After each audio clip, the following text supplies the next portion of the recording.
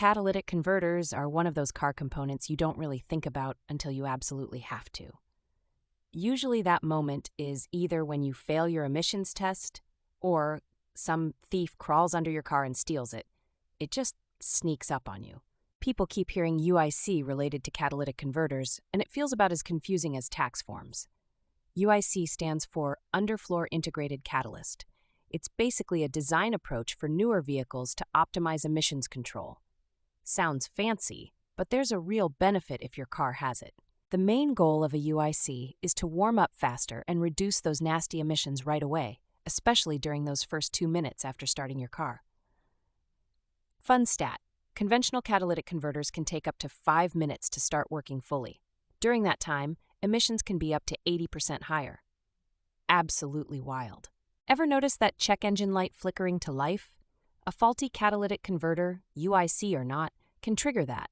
Most people will ignore it and just hope it switches off. Pro tip: don't. That light can cost you hundreds in repairs later if you don't get it checked out early. Pain point: replacing a standard catalytic converter already costs $800 to $2,500. With UIC systems, you're often looking at the upper end. Labor is more complex, so if you put it off, your wallet is going to feel it. People think they can wait it out. Spoiler, it only gets worse. If you're wondering why thieves love catalytic converters, especially UIC ones, it's the high precious metal content: platinum, palladium, and rhodium. These metals' prices have soared up to 200% in the last decade. It's almost like you're rolling around with a small treasure chest under your car. Here's the step-by-step. First, know your emissions requirements. They differ by state. If you're in Portland like me, DEQ is no joke.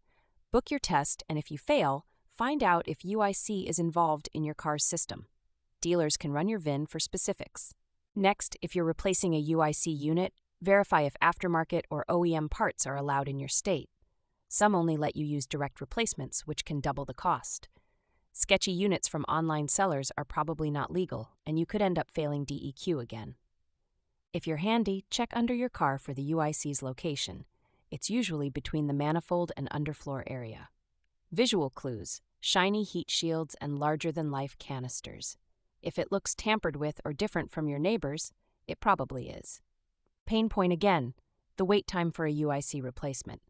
With part shortages, most shops need 1 to 2 weeks to get the right component.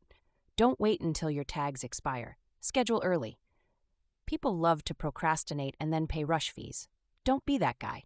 One impact hack: if you're worried about theft, get a cat shield or cage. The $150 investment can save you $2,000 down the road. Plus, insurance companies sometimes give you a discount for anti-theft devices. That's one that stunned even me. Little known fact: driving with a failed UIC converter can destroy your engine over time. Not just from emissions. Excess heat and back pressure can warp engine parts, leading to catastrophic $5,000 repairs.